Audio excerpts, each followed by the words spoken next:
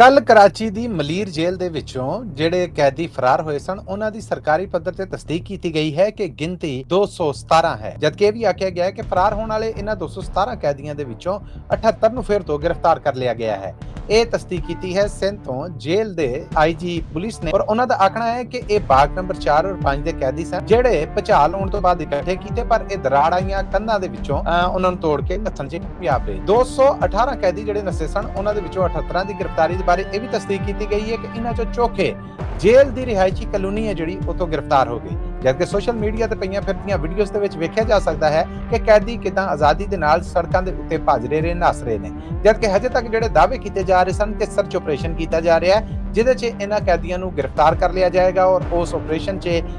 Police ਦੇ ਨਾਲ ਸਿੰਧ ਦੀ Rangers ਆ ਜਿਹੜੀ ਉਹ ਵੀ ਹਿੱਸਾ ਲੈ ਰਹੀ ਹੈ। ਉਹਦੇ 'ਚ ਹਜੇ ਤੱਕ ਕੀ ਕਾਮਯਾਬੀਆਂ ਹੋਈਆਂ ਉਸ ਬਾਰੇ ਸਰਕਾਰੀ ਪੱਧਰ ਤੇ ਨਹੀਂ ਦੱਸਿਆ ਗਿਆ। ਇਹ ਜ਼ਰੂਰ ਤਸਦੀਕ ਕੀਤੀ ਗਈ ਹੈ ਕਿ ਇਹ ਗਿਣਤੀ ਜਿਹੜੀ ਸ਼ੁਰੂ ਦੇ ਵਿੱਚ ਅਸੀਂ ਆਪਣੇ ਸੁਣਨ ਔਰ ਦੇਖਣ ਵਾਲਿਆਂ ਨੂੰ ਦੱਸਿਆ ਸੀਗਾ 100 ਤੋਂ ਵੱਧ ਹੈ, ਉਹ ਕੁੱਲ ਮਿਲਾ ਕੇ 218 ਹੈ, ਯਾਨੀ 218 ਕੈਦੀ ਨੱਸੇ ਸਨ ਜਿਨ੍ਹਾਂ ਚੋਂ 78 ਨੇ ਜਿਹੜੇ ਉਹਨਾਂ ਨੂੰ ਫਿਰ ਤੋਂ ਗ੍ਰਿਫਤਾਰ ਕਰ ਲਿਆ ਗਿਆ।